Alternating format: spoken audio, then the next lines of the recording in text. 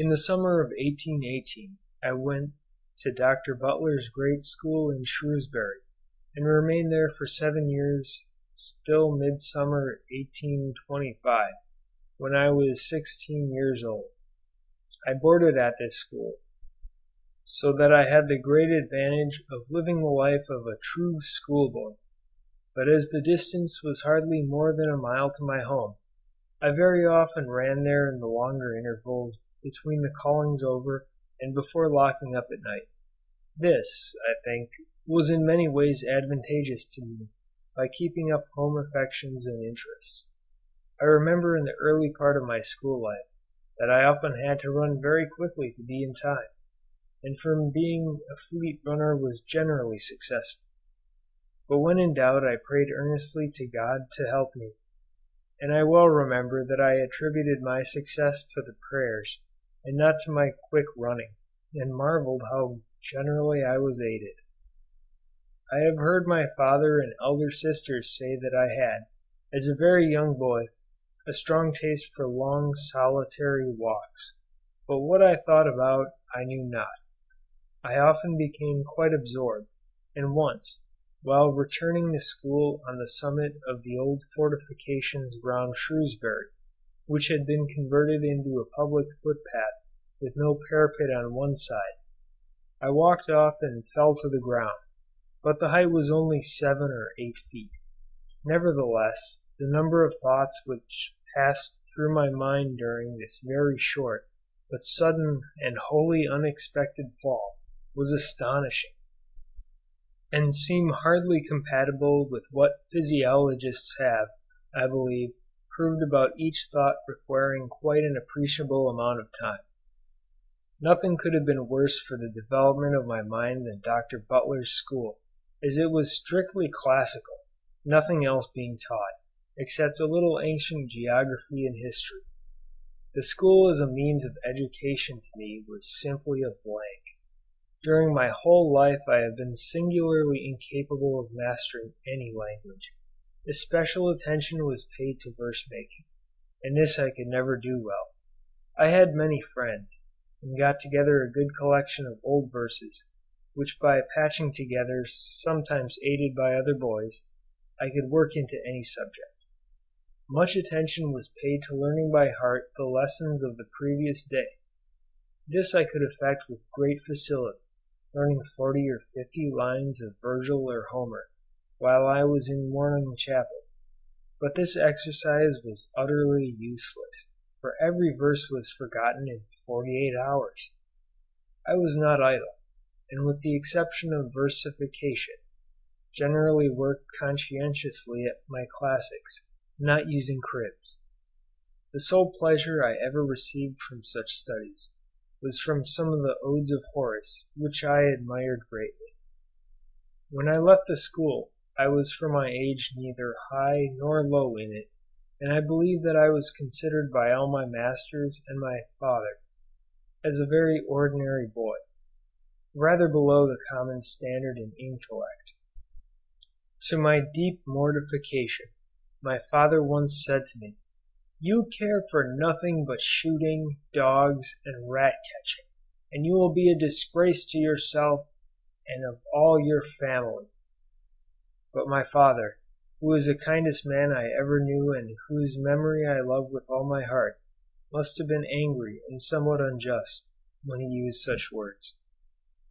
Looking back as well as I can at my character during my school life, the only qualities which at this period promised well for the future were, that I had strong and diversified tastes, much zeal for whatever interested me, and a keen pleasure in understanding any complex subject or thing. I was taught Euclid by a private tutor, and I distinctly remember the intense satisfaction which the clear geometrical proofs gave me. I remember, with equal distinctness, the delight which my uncle gave me, the father of Francis Galton, by explaining the principle of the vernier of a barometer. With respect to diversified tastes, independently of science, I was fond of reading various books, and I used to sit for hours reading historical plays of Shakespeare. generally in an old window in the thick walls of the school. I read also other poetry, such as Thomson's Seasons, and the recently published poems of Byron and Scott. I mention this because later in life I wholly lost, to my great regret, all pleasure from poetry of any kind, including Shakespeare. In connection with pleasure from poetry, I may add that in 1822 a vivid delight in scenery was first awakened in my mind, during a riding tour on the borders of Wales, and this has lasted longer than any other aesthetic pleasure. Early in my school days a boy had a copy of "The Wonders of the World," which I often read, and disputed with other boys about the veracity of some of the statements, and I believe that this book first gave me a wish to travel in remote countries, which was ultimately fulfilled in the voyage of the Beagle. In the latter part of my school life I became passionately fond of shooting.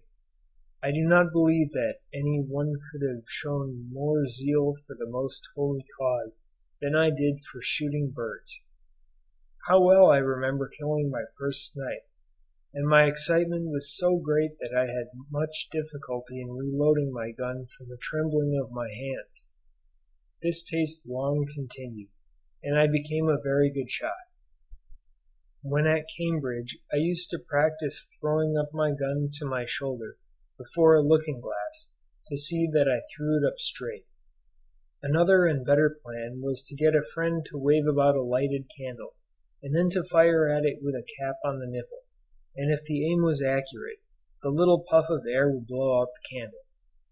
The explosion of the cap caused a sharp crack, and I was told that the tutor of the college remarked, "What an extraordinary thing it is! Mr. Darwin seems to spend hours in cracking a horsewhip in his room, for I often hear the crack when I pass under his windows." I had many friends amongst the schoolboys, whom I loved dearly, and I think that my disposition was then very affectionate. With respect to science, I continued collecting minerals with much zeal, but quite unscientifically. All that I cared about was a new named mineral, and I hardly attempted to classify them. I must have observed insects with some little care, for when 10 years old, in 1819, I went for 3 weeks to Plas Edwards on the sea coast in Wales. I was very much interested and surprised at seeing a large black and scarlet hemipterous insect, many moths (Zygana), and a cicindela, which are not found in Shropshire. I almost made up my mind to begin collecting all the insects which I could find dead, for on consulting my sister I concluded that it was not right to kill insects for the sake of making a collection. From reading White's Selborne I took much pleasure in watching the habits of birds, and even made notes on the subject. In my simplicity I remember wondering why every gentleman did not become an ornithologist. Towards the close of my school life my brother worked hard at chemistry, and made a fair laboratory with proper apparatus in the tool house in the garden, and I was allowed to aid him as a servant in most of his experiments. He made all the gases and many compounds, and I read with great care several books on chemistry, such as Henry and Park's Chemical Catechism. The subject interested me greatly, and we often used to go on working till rather late at night. This was the best part of my education at school, for it showed me practically the meaning of experimental science. The fact that we worked at chemistry somehow got known at school, and as it was an unprecedented fact, I was nicknamed Gas. I was also once publicly rebuked by the headmaster, Dr. Butler, for thus wasting my time on such useless subjects, and he called me very unjustly a poco curante, and as I did not understand what he meant, it seemed to me a fearful reproach. As I was doing no good at school, my father wisely took me away at a rather